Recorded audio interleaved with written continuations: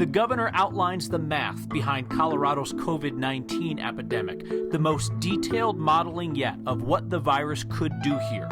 Let's just say if you didn't like math before, you really won't like it now. But that same math says Colorado still has a way to fight the coronavirus and save lives.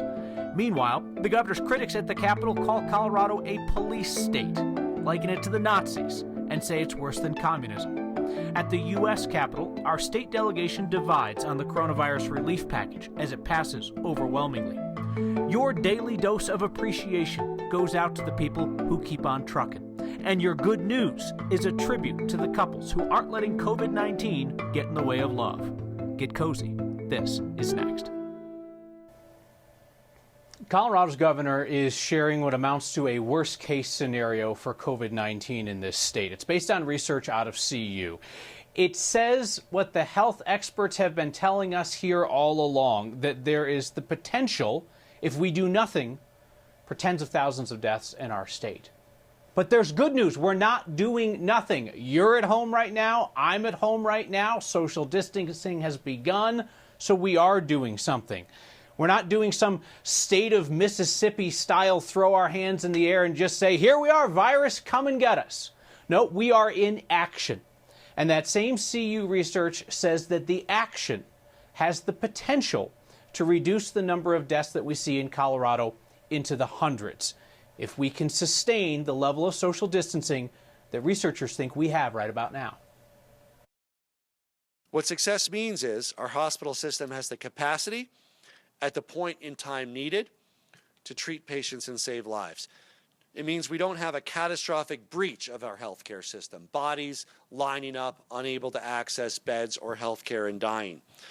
It means we have planned for hospital surge capacity, testing, personal protection equipment, and supplies. And I know most urgently for most of you, because most of you will not get the virus or will be able to have it at home with minor symptoms, most urgently, this path of action will lead to the quickest possible return to work, to productivity, and to social and economic normalcy.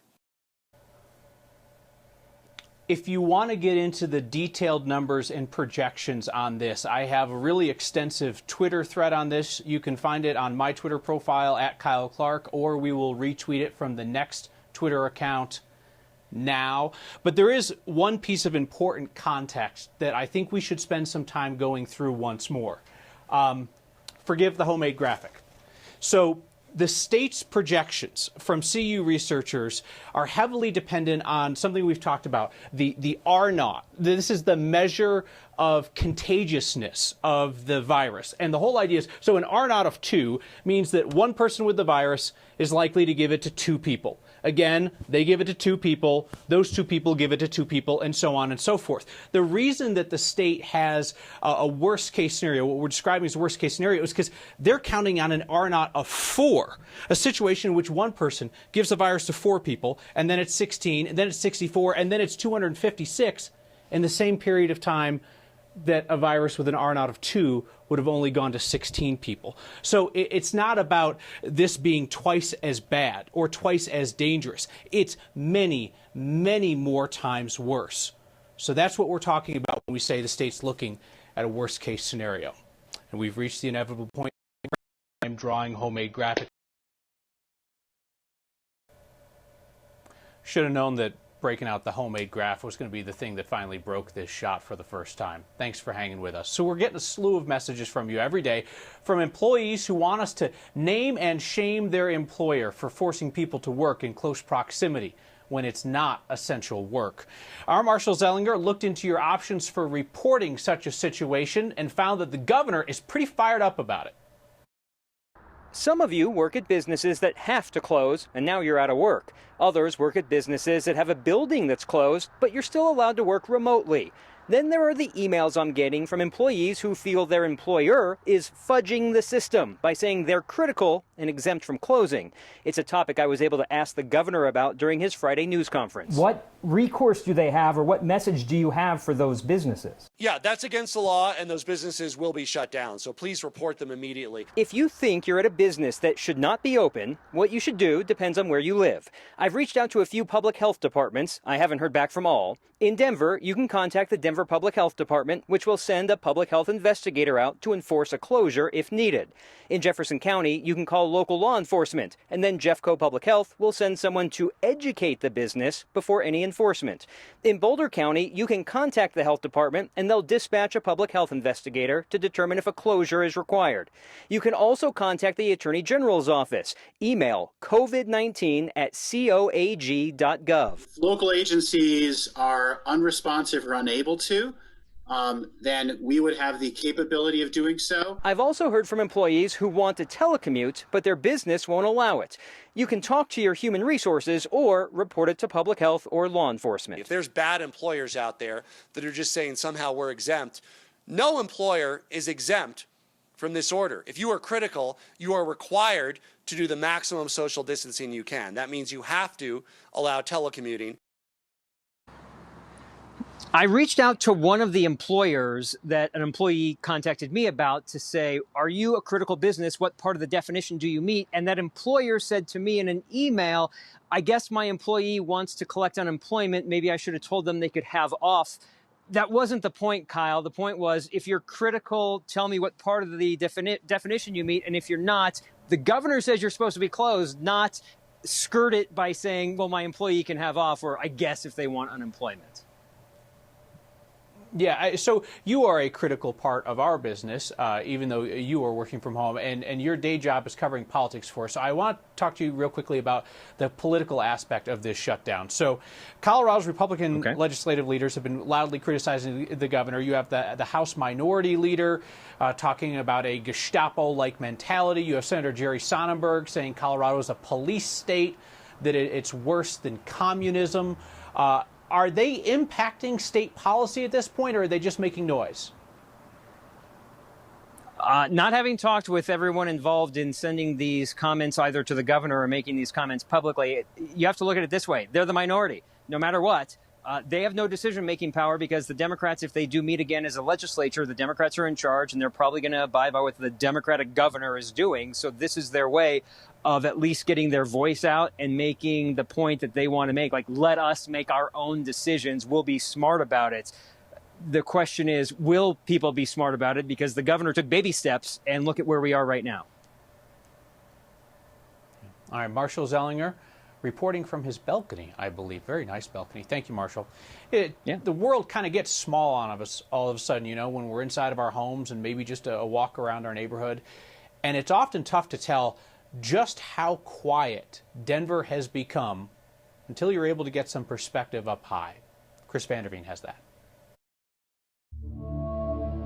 Thank you for joining us. I want to thank all of you for joining us for this very important public health update. As we reflect on the week, people need to stay at home. The week that was. We need you to stay home. Might we also consider the value of perspective?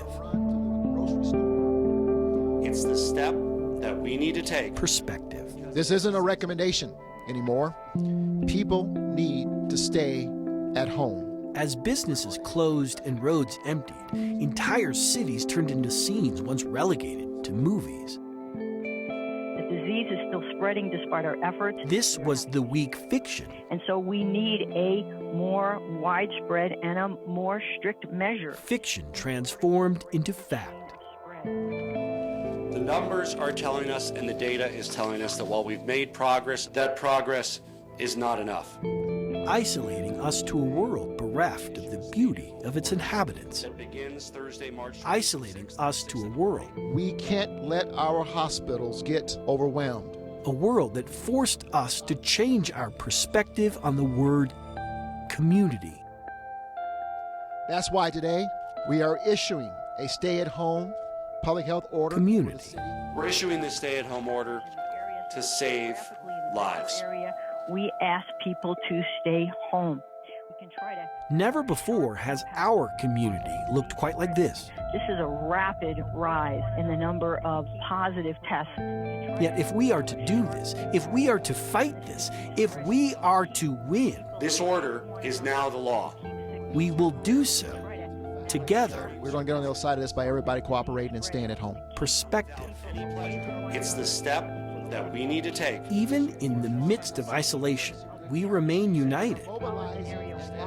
United in the fact we will not do this alone.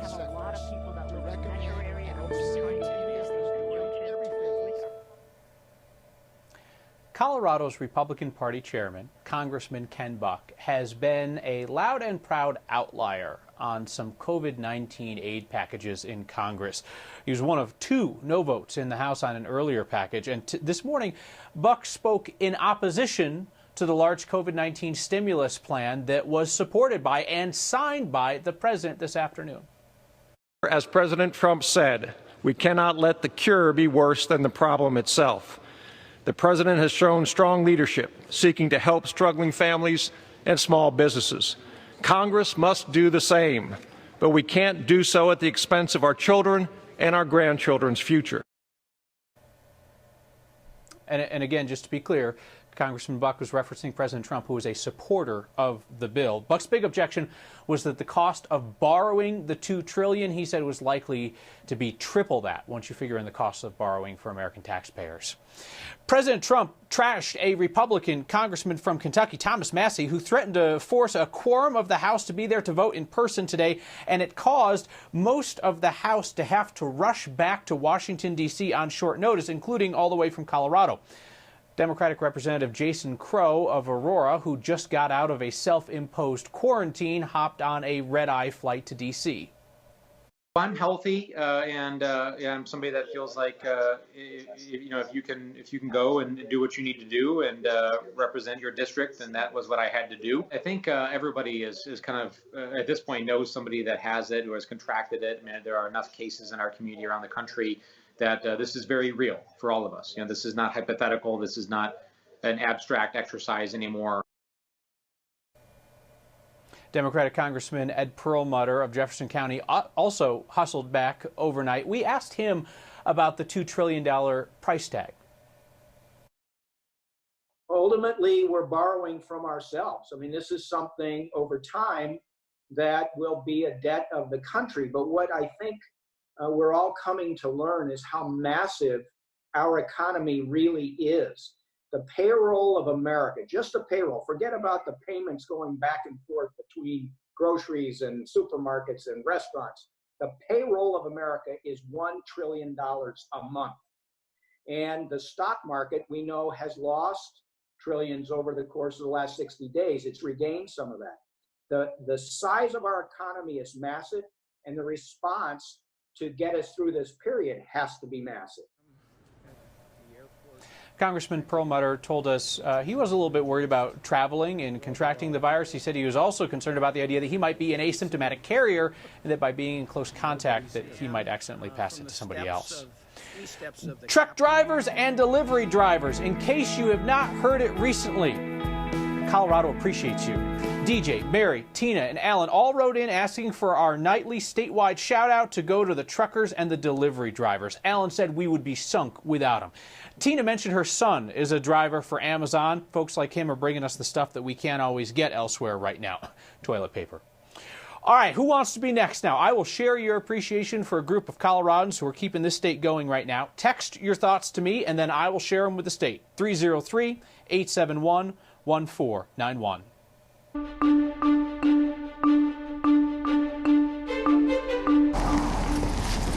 Well, the storm is here, Denver, tracking some scattered rain showers in my backyard, so figured probably should come out here with my red umbrella. This storm system is going to be a fast one. It will switch to snow within the next couple of hours and then be out of here by early tomorrow morning. Rain showers coming your way up in northern Colorado. This is our view in Fort Collins at the moment, with those scattered showers coming through, really impacting much of the state at the moment. We do have some snowfall sitting up in the high country with primarily rain here for the metro area, but again, all of this switches over over as our temperatures cool off, and that's going to happen pretty quick. The blizzard warning in place across the far eastern side of the state. We are going to be looking at winter weather advisories also going for much of the high country and off to the northeast. Tonight, temperatures falling to the 20s. You'll see the storm start to shift off to the east overnight into tomorrow morning. As we go toward tomorrow afternoon into the evening, everything moves out. Should be a nice day here in the metro area with temperatures back to the lower 50s. A trace to 2 inches tops here in Denver, 40s, 50s off to the plains with 20s and 30s up in the mountains. And you'll notice your 7-day forecast. Another chance for a quick round of rain Monday before the 60s return by the middle of next week. We are living in an era of social distancing and backup plans. Each day we went, okay, this is plan B, plan C, plan D, plan E. So now we say we're on plan Z. Plan Z is a wedding without any guests there in person. And it's next. Chris Vanderveens, he's a pretty smart guy.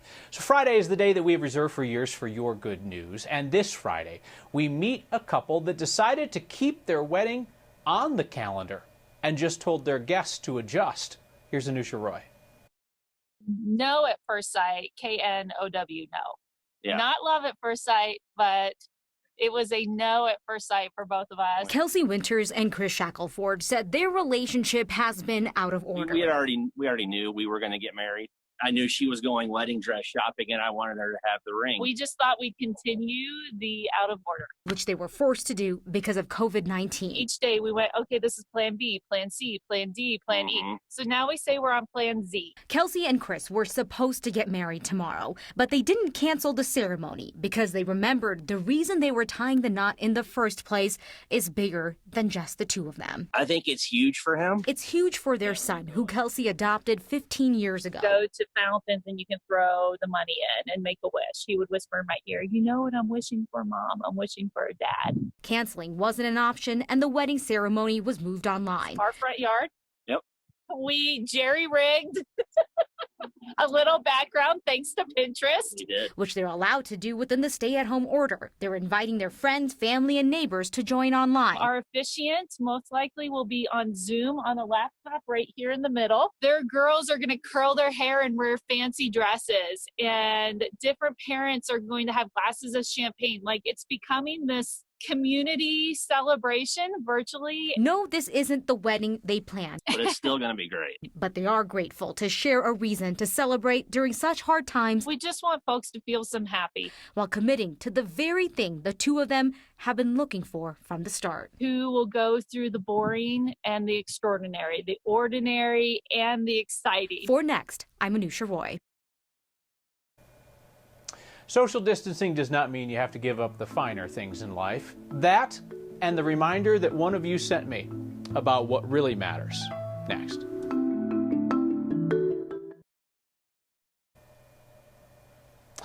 Keep sending us those photos because you guys are making social distancing look good. Monica was pretty proud of her family's long-distance gathering over FaceTime to enjoy La Traviata at the Met. So they're streaming opera performances each night, and Monica's family from around the country made a whole evening of it.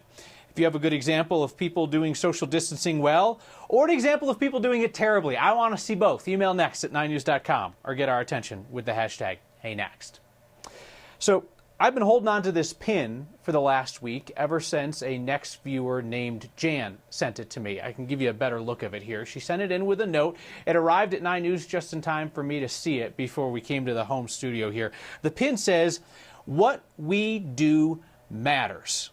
I had said it on air that night. It's one of Jan's favorite sayings, so much so that she had pins made that say it so that she could give it out to people. And it is now my daily reminder. And I hope that it is your reminder as well, that we are not powerless in the face of this outbreak. What we do matters. It will protect our neighbors. We will be able to look back when all this is over and say, we made a difference. What we did mattered.